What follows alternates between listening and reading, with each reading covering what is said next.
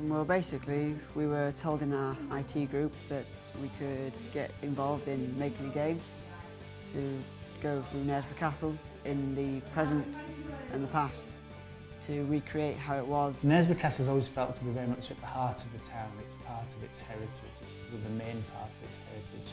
And we kicked around the idea and said, well, obviously we'd like to work with King James's school, work with the kids there, and what could we pull together? It was around this time then that I think the idea of more of a computer game, something more interactive, something where you could actually explore and incorporate a game. And these elements then came together because Steve was very much into gameplay. Steve Manthorpe was involved. He's worked with children before. He was really good at encouraging them to take ownership of the project and to come up with their own ideas. The next problem was one of the cost.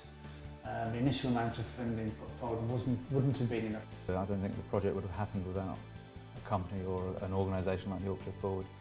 It takes somebody with a vision and the desire to bring people together. It's really detailed. I mean, the trees are flat, but as someone pointed out in there, it doesn't matter. I mean, there's sounds when you walk. You can look around 360 degrees, it's great. It gives you a completely different perspective on how the castle looks from what you would get just looking at what's left of it nowadays. The castle itself looks fantastic on the screen because at the moment nowadays it's just a ruin.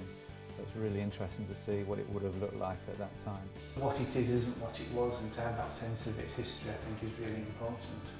And we hope really through the availability of the game in the museum for people to buy as a souvenir, to be disseminated amongst the primary schools, not only in Knaresborough but to those that might come and visit for school trips, will give a lot of kids a very different sense of the history of Knaresborough and the importance of the castle.